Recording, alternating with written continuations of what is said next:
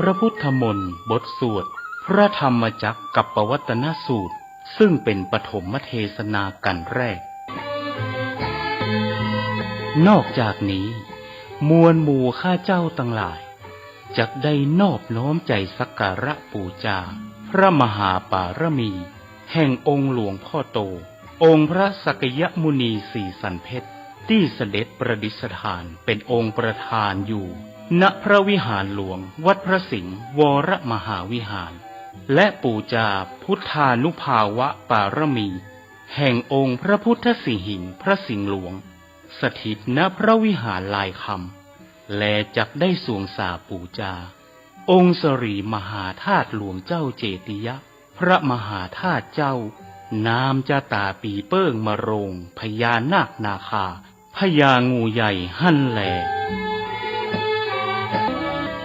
การเจริญพระพุทธมนต์บทสวดพระธรรมจักรกัปปวัตตนสูตรณพระวิหารหลวงวัดพระสิงห์วรมหาวิหารนี้จักได้มีในทุกวันอาทิตย์โดยจักเริ่มขึ้นตั้งแต่วันอาทิตย์ที่4เดือนธันวาคมพุทธศักราช2565ตั้งแต่เวลา 16 นาฬิกาหรือ 4 โมงเย็นเป็นต้นไป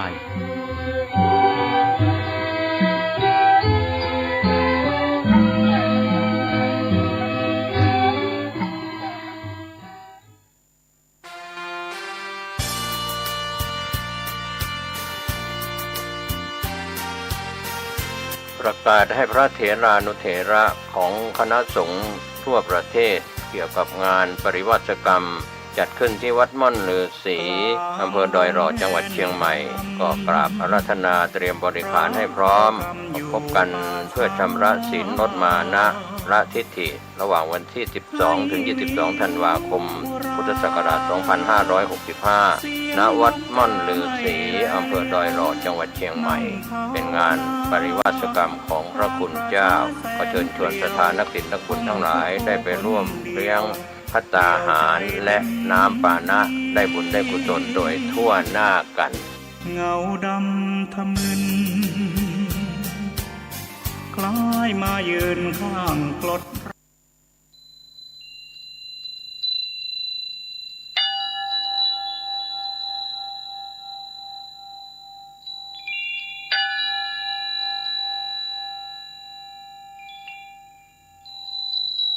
สัพพทาศีลสัมปันโนปัญญวาสุสมาหิโตอารัฐวิริโยปหิตโตโอคังตรติทุตรังพูดถึงพร้อมด้วยศีลมีปัญญามีใจมั่นคงดีแล้วปรารภความเพียรตั้งตนไว้ในการทุกเมื่อย่อมข้ามโอคะห่วงน้ำสาครที่ข้ามได้ยากนั้นแล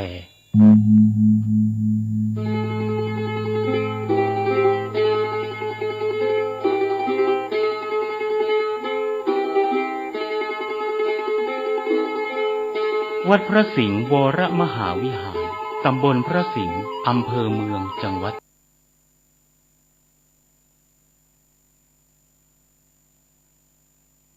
โครกเป็นเหงื่อเป็นอะไรต่างๆดินน้ำลมไฟในธาตุทั้งสี่ก็มีการปรับตัวกันธรรมชาติของคนเรานี่ก็เช่นเดียวกันเก็บอารมณ์ความเครียดไว้มากๆบางคนก็เก็บความรู้สึกก็เรียกว่าความลับไม่มีในโลกก็จริงแต่ว่าคิดว่าคนอื่นไม่รู้เรื่องราวดีของตนเองเรื่องราวเสื่อมเสียของตนเองก็คิดว่าเป็นความลับว่าตนเองทำดีก็รู้อยู่แก่ใจความชั่วที่ตนเองทำก็รู้อยู่แก่ใจก็พูดกันติดปากว่าความลับไม่มีในโลกก็คือตนเองย่อมรู้อยู่แก่ใจว่าทำถูกทำผิดทำดีทำชั่วทำสิ่งที่ควรกระทำสิ่งที่ไม่ควรกระทำต่างๆก็การเปลี่ยนแปลงอิริยาบถบางคนก็มีอิริยาบถที่ไม่สม่ำเสมอมากเกินไปน้อยเกินไปอย่างไรก็ตามก็อย่างตัวอย่างพระที่ปฏิบัติกรรมฐานท่านกำลังรับฟังสถานีวิทยุสาธารณะจังหวัดเชียงใหม่คลื่นพัฒนาคุณภาพชีวิต FM 92.25 เมกะเฮิรตซ์บริหารและจัดการโดยวัดป่าแดงมหาวิหารทรงกระจายเสียงจากเลขที่71หมู่ที่14บ้านใหม่หลังมอตำบลสุเทพอำเภอเมืองจังหวัดเชียงใหม่รหัสไปรษณีย์50200หมายเลขโทรศัพท์08188185900520000636-7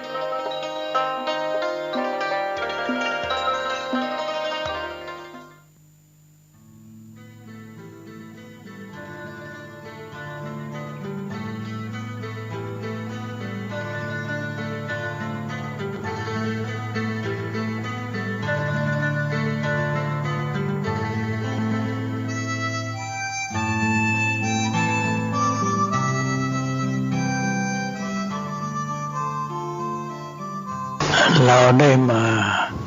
ปฏิบัติคือการถึงโดยเฉพาะการถึงธรรมคุณธรรมที่จะให้ความจริงเรียกว่าปฏิบัติคุณธรรมที่จะให้ถึงความจริงเรียกว่าปฏิบัติคือการเรียกว่าปฏิบัติเราลงมือทำตามการที่ได้สาธิตว่ากราบอย่างใดเดินอย่างใดนี่ทำคำสอนเรียกว่าปฏิบัติอันนี้มันเป็นการปฏิบัตินี่เป็นธรรมะอยู่ในตัวของเรานี่เราพบทุกวันเราไม่เห็นพบทุกวันแต่เราไม่เห็นทุกวันเราไม่พบก็เพราะธรรมะมันอยู่ในตัวของเราการที่จะให้ธรรมะนั้นอยู่ในตัวนั้นมันเป็นมิตรอันล้ำเลิศมิตรใดจะเสมอด้วยธรรมะไม่มีสิ่งที่เลิศสิ่งที่เด่นในชีวิตนั้นคือธรรมะสิ่งที่เด่นที่สุดในโลกคืออะไรสิ่งที่ดีเด่นในโลกมีอยู่4อย่าง1มิตรใดจะเสมอด้วยธรรมะไม่มีมิตรใดจะเสมอด้วยธรรมะไม่มีข้อ2ก็คือว่าศัตรูใดเสมอด้วยโลกไม่มีคือพยาธิโลกนี่เป็นศัตรูที่สุดในชีวิตการเป็นนั่นเป็นนี่เนี่ยเป็นศัตรูที่สุดศัตรูที่สุดคือโลกเป็นศัตรูของเราโลกเป็นศัตรูในชีวิตของเราแรงใดจะเสมอด้วยแรงกรรมไม่มีแรงใดเสมอด้วยแรงกรรมไม่มีกรรมแรงที่สุดจะไปอยู่ในชอกเว่ยชอกเขาดินฟ้าจะไปอยู่ในดินในปฐพีในอากาศในที่ใดๆแดนที่จะพ้นจากกรรมนั้นไม่มีข้อ3ข้อ4ก็คือความรักใดเสมอด้วยตนไม่มีสิ่งที่ดีเด่นในโลกอันนี้ในชีวิตให้จำไว้ในใจมิตรใดเสมอด้วยธรรมะไม่มีศัตรูใดเสมอด้วยโลกไม่มีแรงใดเสมอด้วยแรงกรรมไม่มีความรักใดเสมอด้วยรักตนไม่มีอันนี้ให้คนเราจะไปลืมนึกถึงอยู่เสมอโดยเฉพาะรักตนคืออะไรให้รู้จักตนเถอะมาปฏิบัติให้รู้จักตนนั้นมีอะไรตัวของเรานี้มีกายมีใจนี่เป็นภาษาคนเป็นธรรมะของพระเจ้ารูปธรรมนามธรรมขอให้รู้จัก2อย่างนี้มีคุณค่ามากอย่างจุลปันถกกับมหาจุลปันถกบุตรของโยมคนหนึ่งในครั้งพุทธกาลที่ปัญญาทึบที่สุดว่าจุลปันถก เขามีความเห็นว่าความเปื้อนที่ผ้าเช็ดหน้าของเขาพระพุทธเจ้ารู้เลยว่าเขานึกในใจว่าทุกสิ่งไม่แน่เขาว่าไม่แน่นะคืออนิจจังติดอยู่ในดวงใจของเขาตลอดทุกภพทุกชาติเลยผลสุดท้ายเขาก็ได้พ้นจากทุกข์ตอนที่เขาเห็นทุกสิ่งไม่แน่พระพุทธองค์ก็เอาให้ผ้าไปรูปคำเขามีสมาธิเขาก็ได้บรรลุธรรมเลยนี่เขารู้จักตนรู้จักรูปรู้จักนามรูปคือสิ่งที่ไม่รู้อารมณ์ตัวรูปที่รู้อารมณ์ได้วันนามรูปนามนี้ไม่แน่นอนขอให้รู้จักนะเรียกว่ารู้จักตนและการปฏิบัติที่ท่านทั้งหลายขวาย่างหนอซ้ายย่างหนอแล้วพองหนอยุบหนอนพระพุทธองค์จะให้รู้จักตนว่าอะไรเป็นรูปอะไรเป็นนามรูปคืออะไรนามคืออะไรเราก็จะรู้เองนี่ยังไม่บอกผมกำลังปฏิบัติอยู่ว่าจะรู้จักตนการรู้จักตนนี้เป็นการดีเด่นในชีวิตขอให้รู้จักตนรู้จักรูป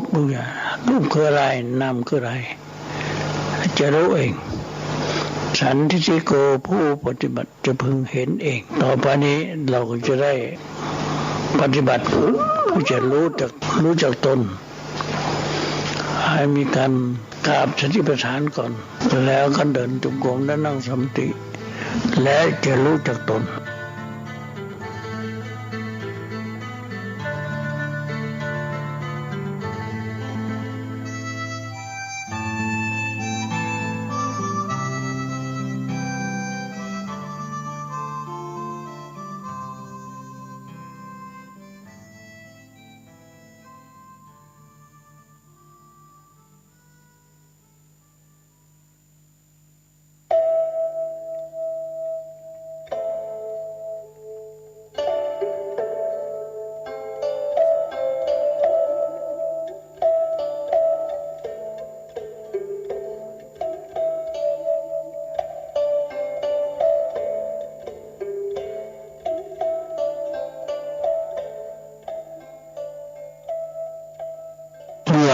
พระพุทธองค์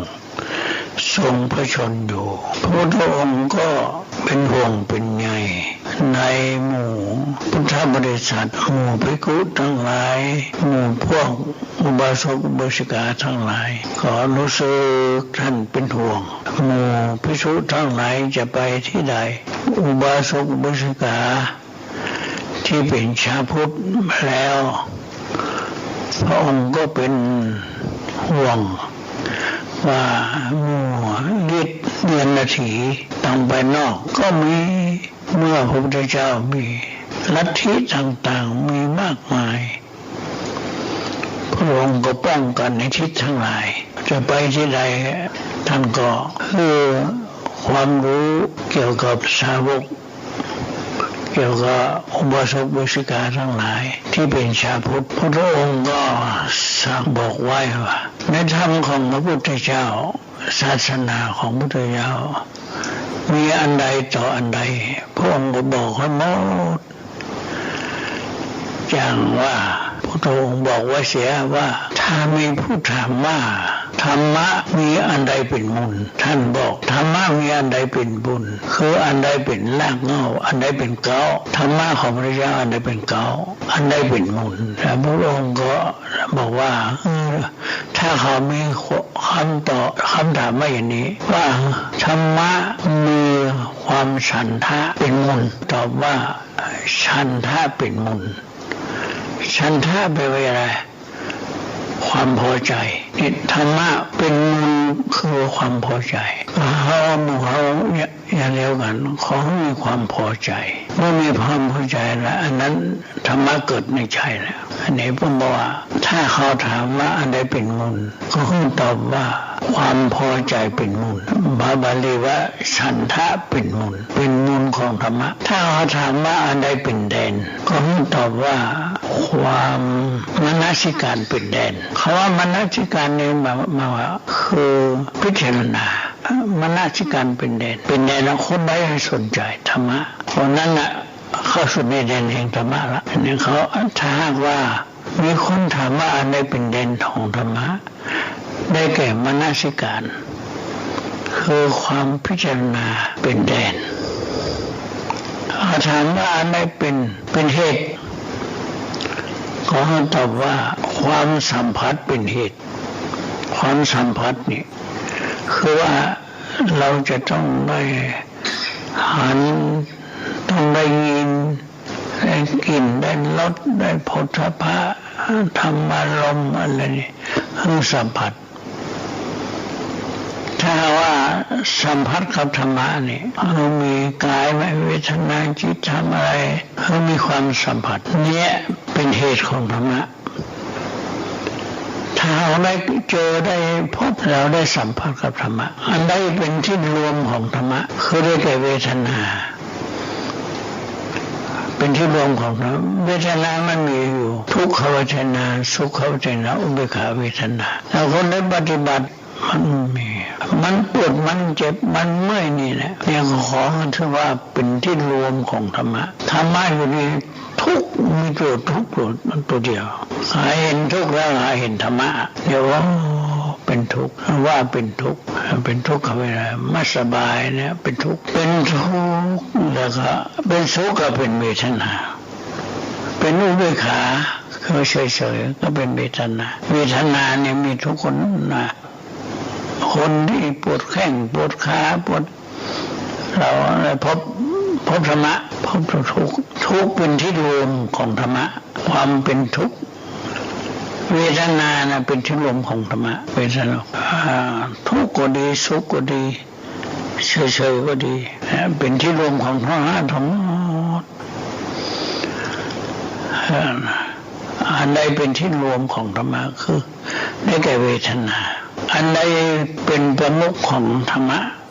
สมาธิเป็นประมุขของธรรมะคนใดมีสมาธินะได้เก่าธรรมะละเป็นประมุขเป็นหัวหน้าละหัวหน้าธรรมะนั่นก็ได้แก่สมาธิอันใดเป็นประมุขเป็นหัวหน้าของธรรมะได้แก่สมาธิอันใดเป็นญาของธรรมะได้แก่สติเนี่ย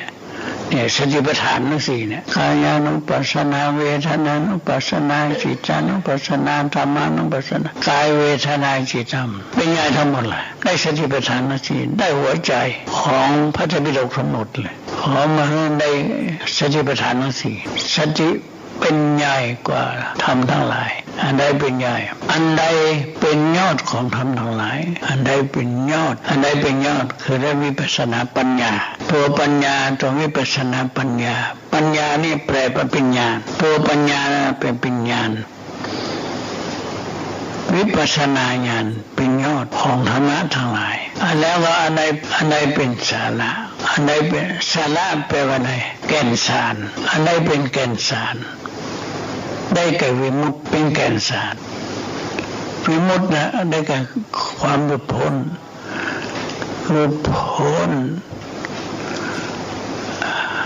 สะกดไว้นิ่งไว้เนี่ยหลุดพ้นชั่วคราวหลุดพ้นชั่วขณะถ้าทางคาวิมุตติวิคัมมวิมุตติสมัชเฉทวิมุตติ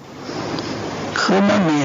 ราคะไม่มีโทสะไม่มีโมหะมีกิเลสหมดไปปฏิสนาวิมุตตินิสรณวิมุตติก็ได้แก่กันทั้งดับทั้งขันทั้งกิเลสปฏิสนาวิมุตติ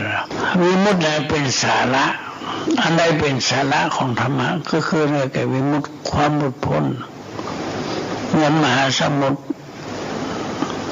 ธรรมทั้งหลายทั้งหมดเนี่ยตัวแก่นสารที่แท้จริงคือความหลุดพ้นเหมือนมหาสมุทรมีความเค็มอย่างเดียวจะมีมากมายสักใดก็เดียวแต่เขามีความเค็มเหมือนกับว่าธรรมะของพระพุทธเจ้าต้องการที่จะให้เป็นเข้าไปสู่ความหลุดพ้นหรือว่ามีมุตเป็นสาระความเป็นแก่นสารอยู่ที่ความหลุดพ้นอันนี้ถ้าเขาถามว่าอะไรเป็นสาระคือวิมุตติเป็นสาระอันใดเป็นอมตะคือพระนิพพานคือความหลุดพ้นจากกิเลสที่ว่าอมตะธรรมเป็นอมตะธรรมบุรมธรรมได้อันใดเป็นปริโยสารคือความพระนิพพานเจ้าที่สุดแห่งทุกข์คือความดับทุกข์คือพระนิพพานการดับทุกข์ทั้งมวลเป็นปริโยสารสุดจบกันทีในสังสารวัฏนี้อันนี้ก็นิพพานเป็นปริโยสารนะถ้าเขาถามว่าอันใดเป็นปริโยสารคือพระนิพพานเจ้าเป็นปริโยสารอันนี้พระพุทธองค์วางป้องกันทิศทั้งหลายในพุทธบริษัทว่าถ้าหากว่าวินาทีหรือคนนอกศาสนาจะมาถามคือตอบเขาอย่างนี้อันนี้เป็นธรรมะอันหนึ่งที่พระพุทธองค์ทรงตรัสไว้ให้พวกเราให้มีความรู้และกระตุ้นเพื่อจะกอบกู้ศักดิ์ศรีของชาวพุทธทั้งหลายที่มานับถือและมาศึกษาในพุทธศาสนาเพื่อไม่ให้เสียศักดิ์ศรีในวิถีของชาวพุทธตอบแก่ลัทธิทั้งหลายที่มาทำรวมแล้วคือว่าเราปฏิบัติดีปฏิบัติชอบเนี่ยในวิปัสสนาในสติปัฏฐานทั้งสี่นี้ก็จะเป็นที่เข้าไปสู่จุดหมายปลายทางคืออมตะธรรมสาระธรรมบรมธรรมความพ้นทุกข์เป็นปริโยสารต่อไปการปฏิบัติธรรมนั้นก็มุ่งหมายไปอยู่อย่างนี้เราปฏิบัติก็จะได้รู้เองเข้าใจเองนี้เพื่อป้องกันพระสัมมาสัมพุทธเจ้าก็สั่งสอนไว้ให้รักษาศักดิ์ศรีของพระพุทธศาสนาไว้เราชาวพุทธทั้งหลายสำหรับตนก็รักษาความประพฤติของเราเราจะต้องมีสติอยู่ในสติปัฏฐานสี่อยู่ทุกเมื่อชีวิตของเราก็จะเจริญและงอกงามต่อไปนี้เราก็จะได้กราบสติปัฏฐานและเดินจงกรมนั่งสมาธิต่อไปณบัดนี้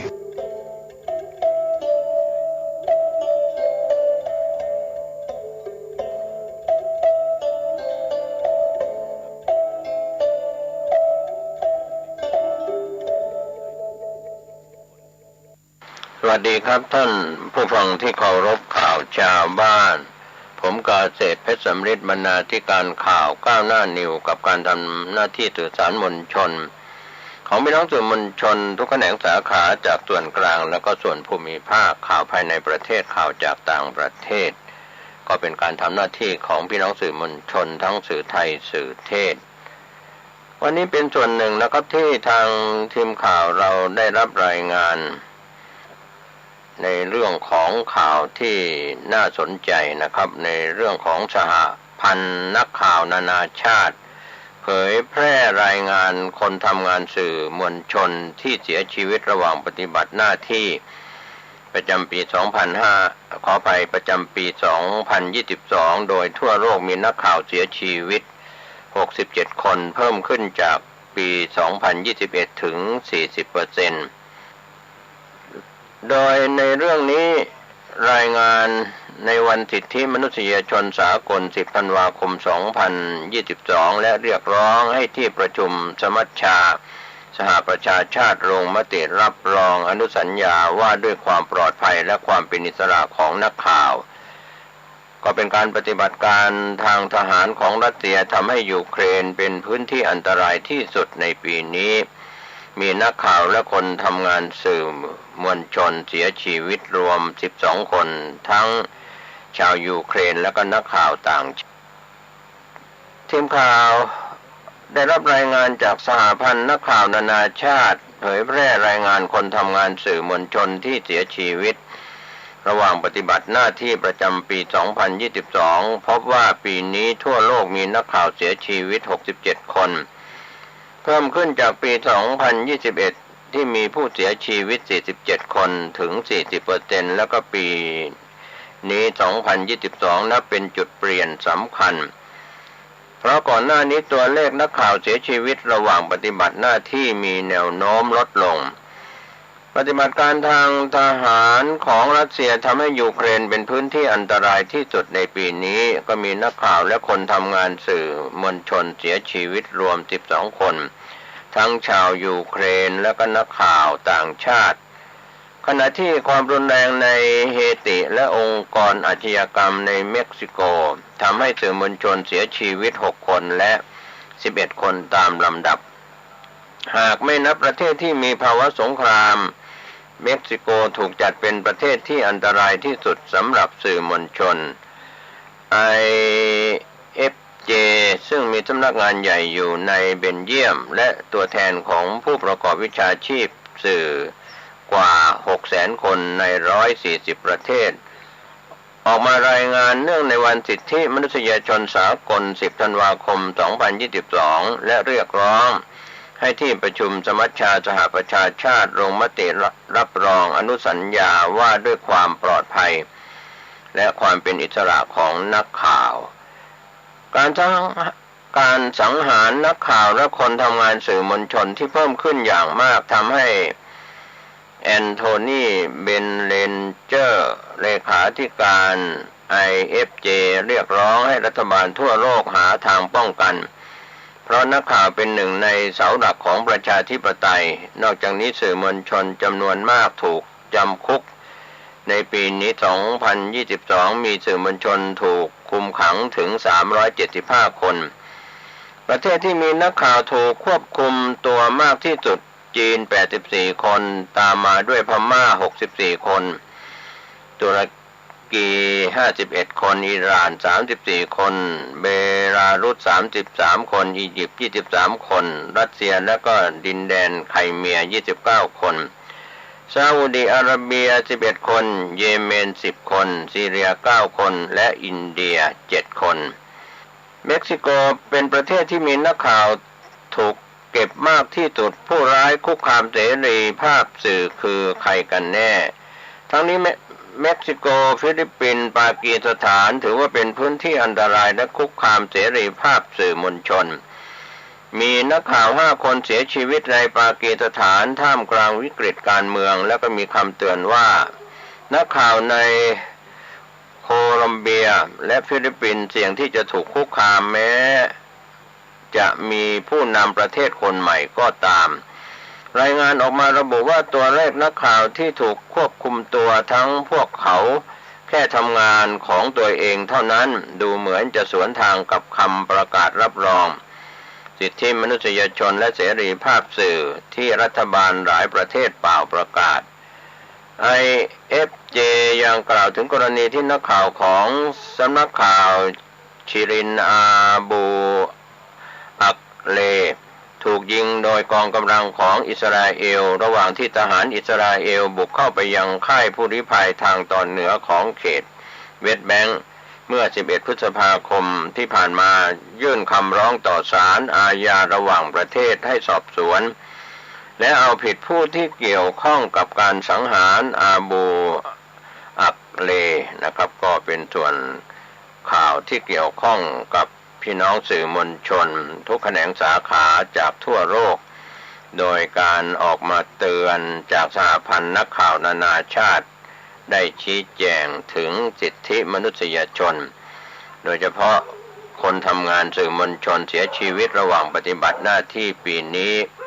ทั่วโลกมีนักข่าวเสียชีวิต67 คนเพิ่มขึ้นจากปี 2021 ปีที่แล้วถึง 40% ก็การเรียกร้องในวันสิทธิมนุษยชนสากลเมื่อ 10 ธันวาคมปีนี้ที่ผ่านมาว่าขอเรียกร้องให้ที่ประชุมสมัชชาสหประชาชาติลงมติรับรองอนุสัญญาว่าด้วยความปลอดภัย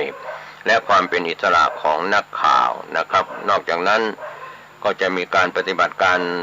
ทางทหารของรัสเซียทำให้ยูเครนเป็นพื้นที่อันตรายที่สุดในปีนี้ ก็มีนักข่าวและทำงานสื่อมวลชนเสียชีวิต12คนทั้งชาวยูเครนและนักข่าวต่างชาติอันนี้ก็เป็นส่วนที่ทางไทยรัฐออนไลน์ได้รายงานข่าวต่างประเทศนี้เข้ามาเมื่อกลับมามองในส่วนของพี่น้องสื่อมวลชน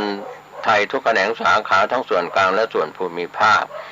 ยามที่เจ้าหน้าที่ของรัฐได้กระทำต่อสื่อไม่ว่าจะทำให้เกิดการบาดเจ็บหรือเสียชีวิตก็ตามถือว่าเป็นการทำลายแหล่งข่าวแรงงานของภาคประชาชนที่สื่อมวลชนทำหน้าที่เสี่ยงเป็นเสี่ยงตายเพื่อทำงานรายงานเหตุการณ์ดีเหตุการณ์ร้ายให้กับภาคประชาชนทั้งคนไทยทุกจังหวัดรวมไปถึงสื่อเทศจากพี่น้องชาวสื่อมวลชนจากต่างชาติวันนี้ก็เป็นส่วนหนึ่งที่เราได้เห็นการเสียชีวิตของนักข่าว67คนเสียชีวิตในขณะปฏิบัติหน้าที่ก็เป็นการส่งท้ายปีแล้วก็ต้อนรับปีของการเสียชีวิตของสื่อสารมวลชนทุกแขนงสาขาในรอบสวัสดีครับท่านผู้ฟังที่เคารพวันนี้ข่าวชาวบ้านผมกาเศรษฐ์เพชรสำริดบรรณาธิการข่าวก้าวหน้านิวกับการทำหน้าที่สื่อสารมวลชนของพี่น้องสื่อมวลชนทุกแขนงสาขาจากส่วนกลางและก็ส่วนภูมิภาคข่าวภายในประเทศข่าวจากต่างประเทศก็เป็นการรายงานข่าวประจำวันโดยวันนี้มีการรายงานข่าวพิเศษนะครับที่ทางทีมข่าวทีวีสีช่อง7ออนไลน์ได้รายงานการยื่นเอกสารทวงถามเงินพระที่ไม่ถึงพระโดยพระคุณเจ้าผ่านทนายความทนายอนันตชัยชัยเดชเพื่อทวงถามสำนักงานพระพุทธศาสนาแห่งชาติข่าวคืบหน้าในช่วงนี้ไปฟังข่าวประกอบเสียงก็เป็นการรายงานข่าวของทีวีช่อง7สีออนไลน์รายงานข่าวเงินพระที่ไม่ถึงพระเป็นอย่างไรท่านโปรดใช้วิจารณญาณแล้วก็ฝากไปถึงพระสังฆาธิการระดับต่างๆที่ได้รับนิตยพัฒน์ก็ดีไม่ได้รับก็ดีในคณะสงฆ์จังหวัดต่างๆในเขตพื้นที่ต่างๆขอให้ท่านได้ร้องเรียนผ่านไปยังสำนักงานพระพุทธศาสนาประจำจังหวัดเพื่อ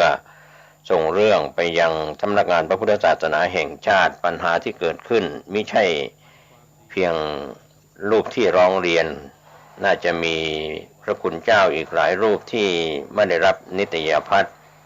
ในเรื่องนี้ไปฟังทีวีช่อง7สีออนไลน์รายงานเงินพระที่ไม่ถึงพระเรื่องนี้เป็นเรื่องใหญ่นะครับโดยหลัก15วันต้องตอบผมอาจจะยักยอกเบียดเบียนเอาไปใช้ประโยชน์อย่างอื่นอันนี้เราไม่รู้ผมไม่ทราบแต่ว่าทำไมไม่จ่ายข้าราชการเนี่ยเงินเดือนข้าราชการขึ้นเช้าขึ้นเย็นแต่เงินนิจภัยของพระแค่เนี้ยยังให้ไม่ได้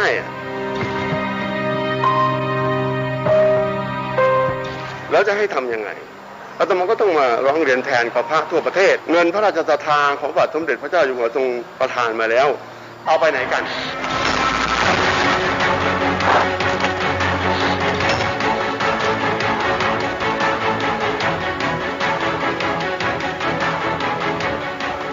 เกิดอะไรขึ้นกับสำนักงานพระพุทธศาสนาหลังจากที่วันนี้พระธรรมทูตสหรัฐอเมริกาพร้อมทนายอนันต์ชัยชัยเดชเดินทางมายื่นเรื่องตรวจสอบเพราะสำนักพุทธไม่จ่ายเงินนิตยพัฒน์ให้กับพระสงฆ์มานานนับปีทนายอนันต์ชัยเองประกาศขีดเส้นใต้15วันหากสำนักพุทธไม่มีคำตอบเตรียมยื่นเรื่องถวายฎีกา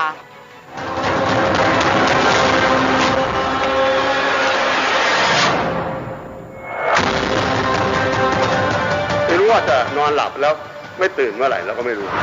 เราก็เลยว่าไหนเราก็จะนอนหลับไม่ตื่นแล้วเราก็เสียสละซะมาทำหน้าที่เป็นกระบอกเสียงให้พระมหาเถรานุเถระทั่วประเทศและทั่วโลกเรียกร้องเงินพระราชทานของพระบาทสมเด็จพระเจ้าอยู่หัวทรงประทานมาแล้วเอาไปไหนกันข้าราชการเนี่ยเงินเดือนข้าราชการขึ้นเช้าขึ้นเย็นแต่เงินนิจภัยของพระแค่เนี้ยยังให้ไม่ได้ ง่ายๆถ้าเป็นภาษาศัพท์ชาวบ้านก็คือเงินในหลวงนั่นแหละครับเงินที่ในหลวงให้เป็นค่าภัตตาหารหรือค่าอาหารกับพระภิกษุสงฆ์ที่ท่านได้มอบพัดยศให้ง่ายๆเลยที่ถ้าเห็นว่าในหลวงมอบพัดยศให้ใครนั่นแหละจะได้เงินนิยพัฒน์แล้วไม่ใช่มีเป็นแค่รูป2รูปนะครับมีเป็นหมื่นรูปนะครับเพราะฉะนั้น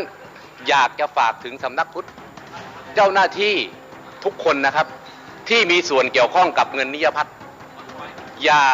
เอาหูไปนาเอาตาไปไล่เมื่อพระภิกษุสงฆ์ท่านทวงถามคุณต้องให้ไม่ใช่ปัดนะครับท่านมาเนี่ยจากอเมริกาเนี่ยคุณก็บอกว่าเงินของท่านเนี่ยหมดแล้วจะให้คนอื่นหมดแล้วท่านได้ทุกปีฮะได้มาทุกปีเลยไม่ใช่ไม่ได้นะแต่ตั้งแต่ตุลาปีที่แล้วจนถึงวันนี้ท่านอยากจะเอาเงินเนี้ยมาทำศพโยมแม่แต่เงินไม่มีพอไปถามสำนักพุทธบอกว่าเงินให้คนอื่นหมดแล้วอาจจะยักยอกเบียดเบียนเอาไปใช้ประโยชน์อย่างอื่นอันนี้เราไม่รู้ผมไม่ทราบแต่ว่าทำไมไม่จ่ายเงินนิยพัฒน์เนี่ยยังไง15 วันคุณต้องตอบไม่ตอบก็157แล้วอย่าคิดนะครับว่ามูลนิธิทนายกองทัพธรรมเนี่ยเป็นยักษ์ไม่มีกระบองวันไหนเนี่ยผมเป็นยักษ์ที่มีกระบองแล้วพวกคุณจะหนาว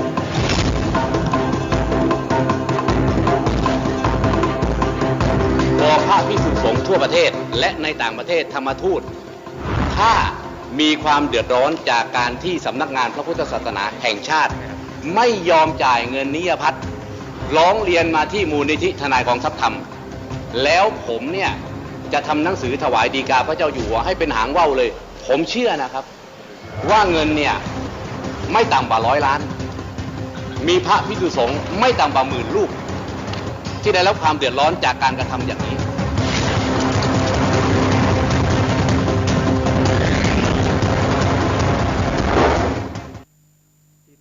กับญาติกับโยมท่านผู้ฟังทั้งหลายอีกเช่นเคยในวันเวลาเดียวกันนี้และทางสถานีวิทยุแห่งนี้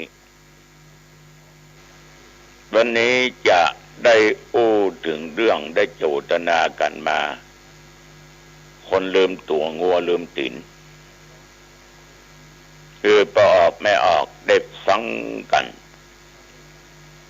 แต่ก่อนอื่นนั้นเอาจะปากันไหว้พระสวดมนต์เนี่ยก่อนตามที่เขาได้ปฏิบัติมาเอาละเมื่อญาติโยมพร้อมอาตมาพร้อม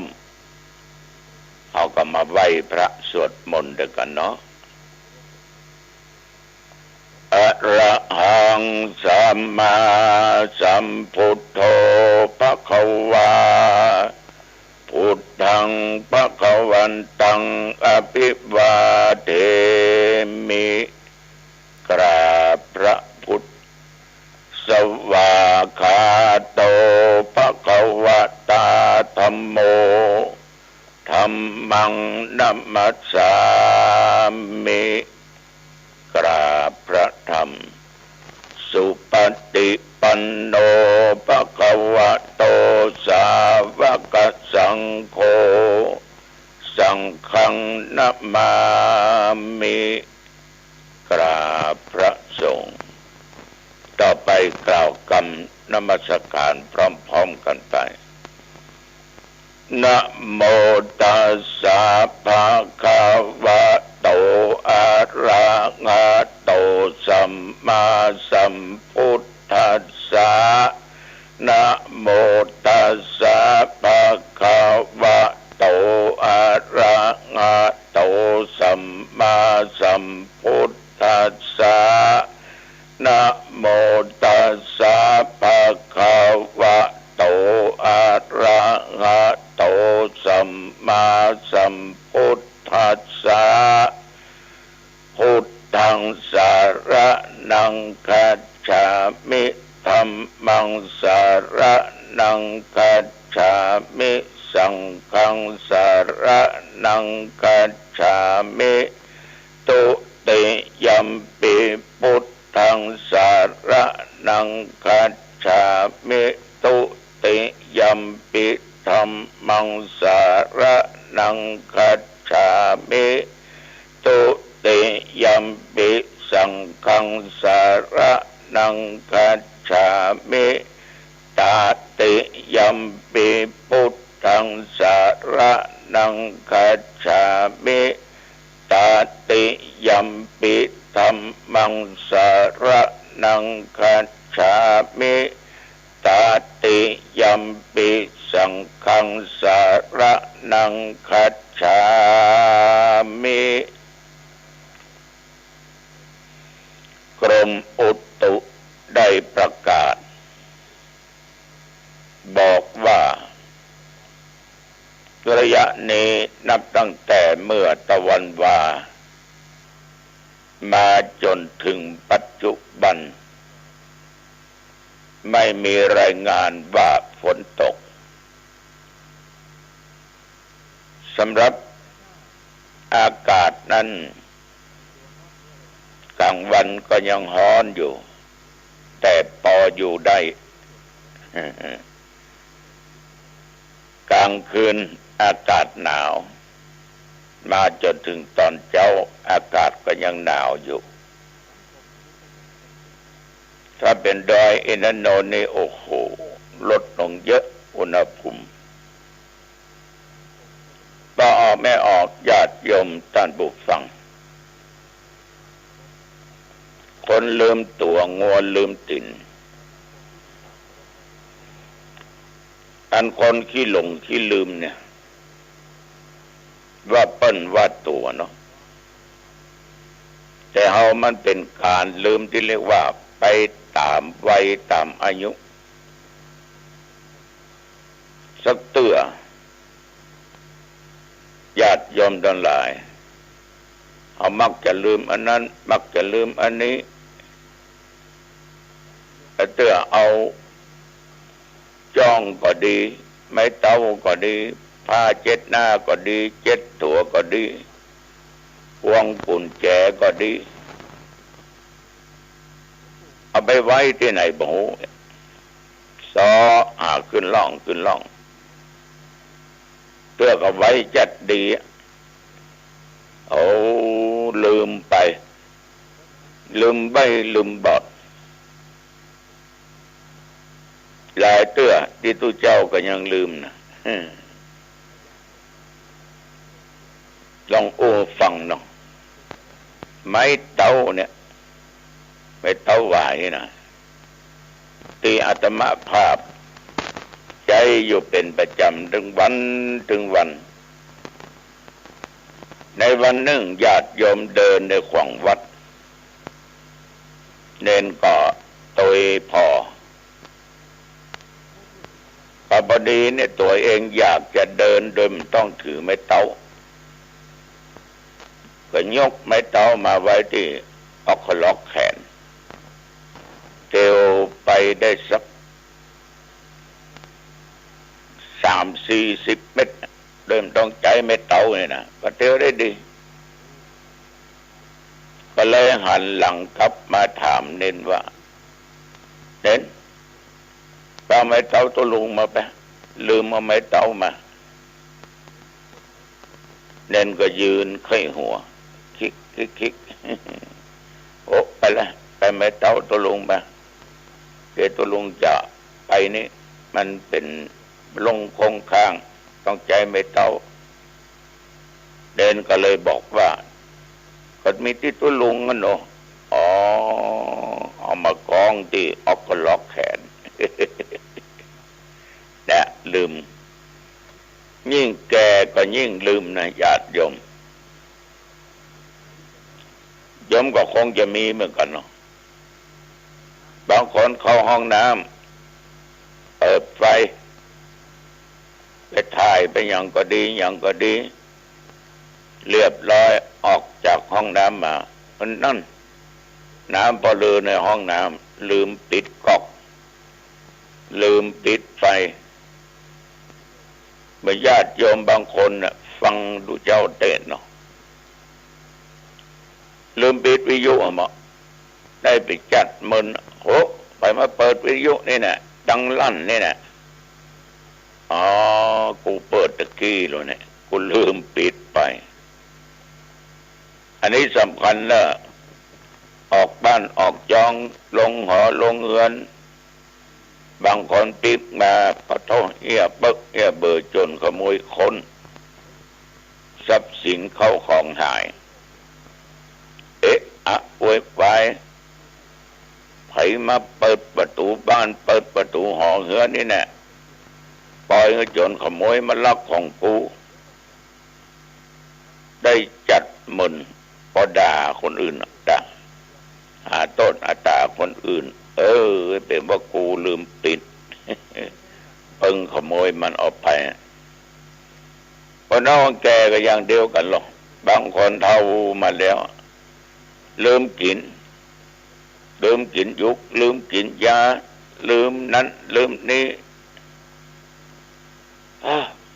เขามาไงก็กินยาลืมกินไปเฮ้ยเอาไปเปาะกันมาตอนดีกว่าดอกยิ่งบางคนขี้หลงลืมได้กินข้าวแล้วพี่น้อยเอาข้าวมาแม่มึงเคยแม่กินตะกี้เนาะกูบ่ได้กินนะโอ้ยได้กินกูก็อิ่มมากะญาติโยมแต่ได้จริงมันกินละมันลืมไปอันเนี้ยความขี้ลืมมันเกิดขึ้นได้การลืมอย่างเงี้ยถือว่าเป็นเรื่องธรรมดาของคนก็ย่อมลืมกันได้ว่าเปิ้นว่าตัวแต่ว่าคนที่ลืมพ่อลืมแม่นี่ก็นักแก่พ้องลืมพ่อลืมแม่ไปเมามัวไปหาคนอื่นปล่อยพ่อแม่อยู่บ้านกันอยากอดอยากบางคนนะได้ว่าไปญาติโยมทั้งหลายเรื่องทำบุญนี่บะอันกินทานบะอันเลี้ยงคนอื่นบะอันเลี้ยงเปื่อนเลี้ยงฝูงตั้งโรงทานเมื่องานวัดมีเลี้ยงเป็นตุเจ้าซื้ออันนั้นซื้ออันนี้ไปตานตุเจ้าผ้าห่มก็เอาไปแจกตามที่อันแจกกันตามที่นี่ลืมคนในบ้านเนี่ยห่มประตูขี้หยาออกหยอกประตูบอกกับแม่คนละผืนเตือกับผืนเดียวลูกกันไปก็ลูกกันมาหน้าหนาวอันนี้ญาติโยม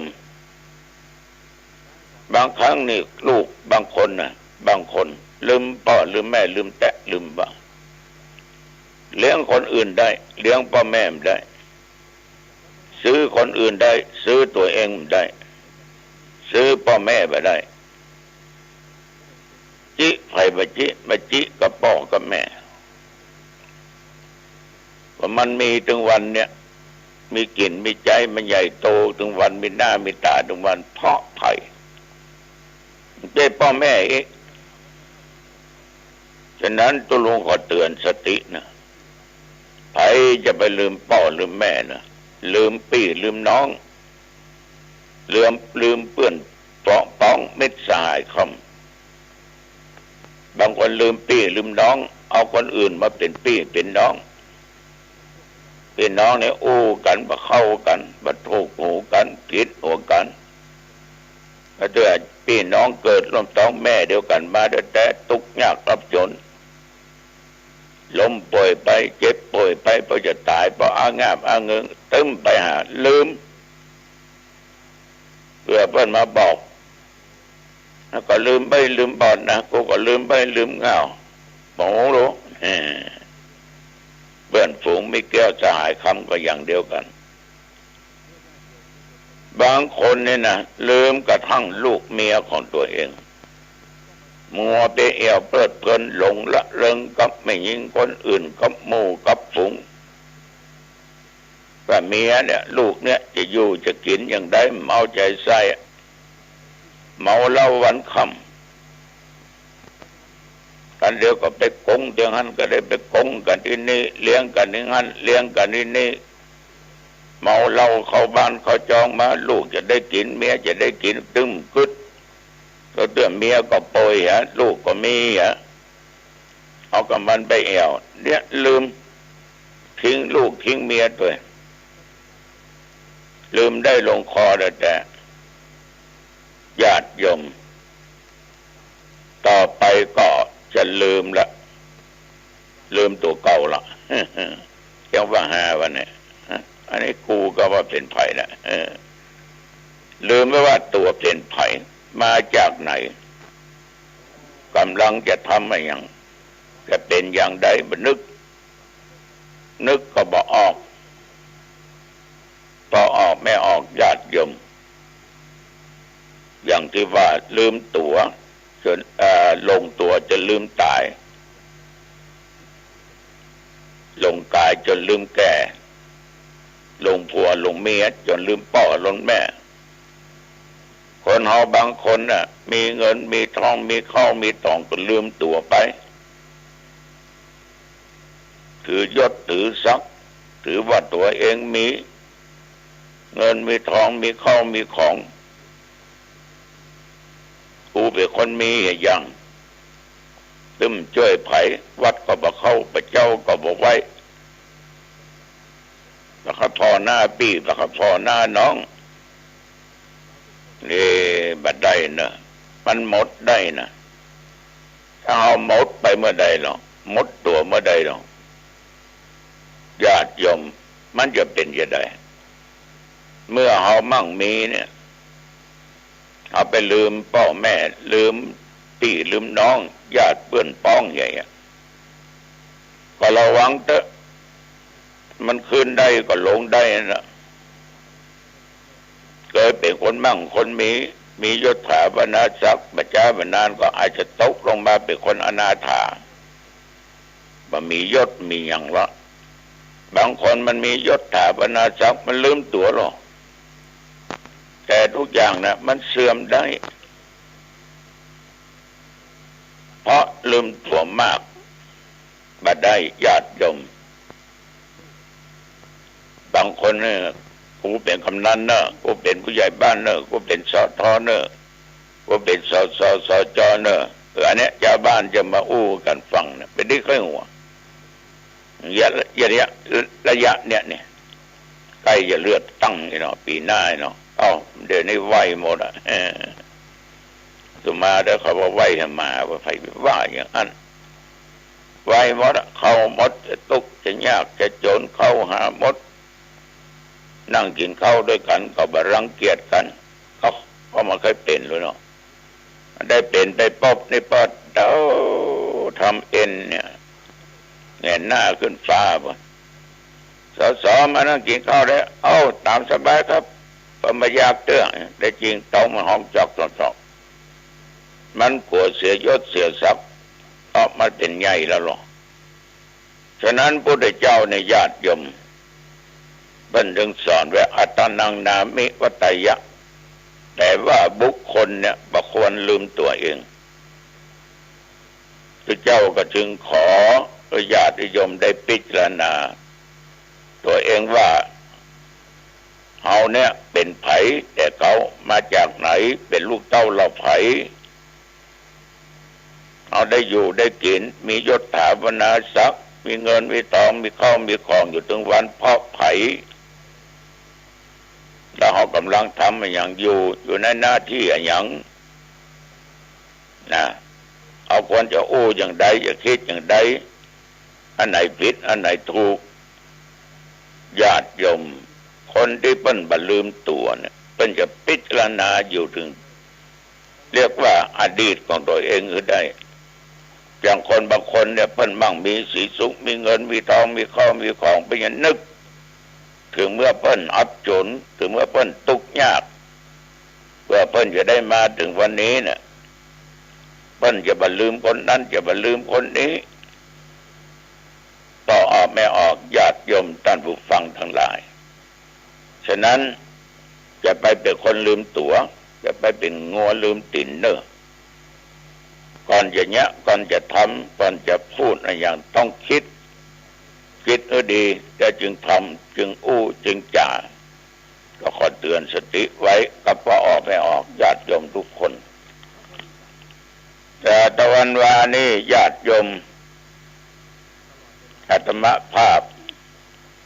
ก็ได้นั่งปันปอนนี่ละอ่อนคนหนึ่งเป็นมาทำบุญวันเกิดอ่อนคนนี้เป็นคนขยันขันแข็งมากเดี๋ยวก็ฮื้อธรรมะได้ฮื้อสติมาได้เป็นสิบกว่าปีทำงานอยู่ในเมืองเชียงใหม่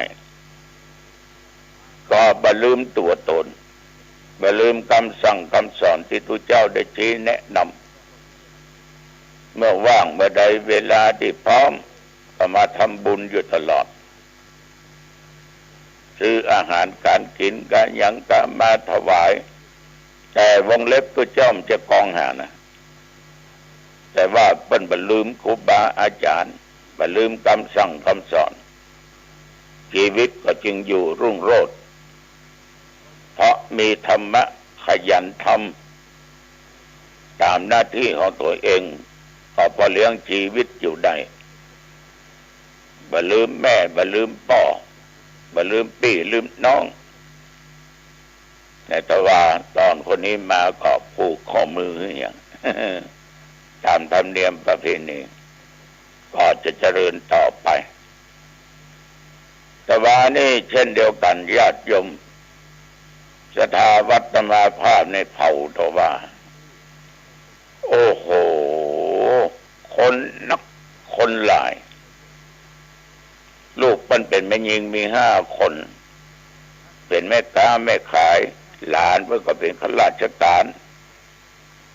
ประกรรมสำคัญลูกพี่น้องชาวบ้านมีการมีงานไปกุฏิกุฏังทำทุกสิ่งทุกอย่างแต่ว่าวัดว่าบ้านแม่ตายนี่คนไปอดเอาถึงวันเดินตะวาเนี่ยวันจัดการส่งสการต้านข้าบคนหลายร้อยคนอย่างน้อยก็600-700 คนอดเอารถเครื่องรถยนต์กาอันนี้แสดงถึงน้ำจิตน้ำใจของคนที่ตายแม่ออกนี่เป็นคนวัดคนฟ้าห่มกินห่มตานไปกินไปตานไปโปรยหลวงโปรยลาม